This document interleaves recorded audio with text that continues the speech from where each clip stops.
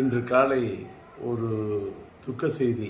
என்னோடு சமகாலத்தில் பணியாற்றியவர், தமிழ் திரையுலகத்தில் தனக்கென்று ஒரு தனி முத்திரை பதித்து தனி கொடி நாட்டியவர், என் இனிய நண்பர் எழுத்தாளர் இயக்குனர் கே. பாக்யராஜ் அவர்களார். அவர் மாரடைப்பால் மறைந்து விட்டார் என்ற துக்க செய்தி என் காதுக்கு எட்டியது. கவலை என்னுடைய மனதை போட்டு வாட்டு என்று வாட்டியது. இவ்வளவு சமீபமாக அவர் மறைந்து போயிடுவார்னு நான் கனவு கூட நினைச்சு பார்க்கல. ஆனால் ஒரு சின்ன அவர் மறைந்து விட்டார் என்பது துக்கம் தாங்கல, நெஞ்ச வாட்டுது. ஆனால் ஒரு சின்ன ஆத்ம திருப்தி என்னன்னா, ஒரு மனிதன் மறைந்து விட்ட பிறகு இன்னைக்கு நான் இரங்கல் செய்தி போடுறேன், எல்லாருக்கும் ஆறுதல் தெரிவிக்கிறேன்.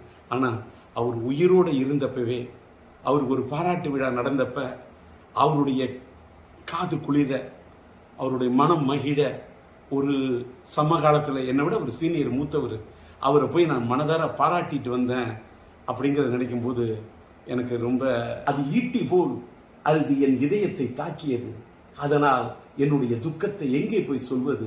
உம்மை இழந்து வாடக்கூடிய உன்னுடைய இல்லத்தாருக்கும் இந்த திரையுலகத்தை சார்ந்தவர்களுக்கும் என்னுடைய ஆறுதலையும் ஆழ்ந்த இரங்கலையும் தெரிவித்துக் கொள்கின்றேன். கலை உலகத்து ரசிக பெருமக்களுக்கு, தென்னிந்திய திரையுலகத்துக்கே, என் இந்திய திரையுலகத்துக்கே நீ பெரிய திரைக்கதை ஆசிரியர். உன் இழப்பு ஈடு செய்ய முடியாத இழப்பாகும்.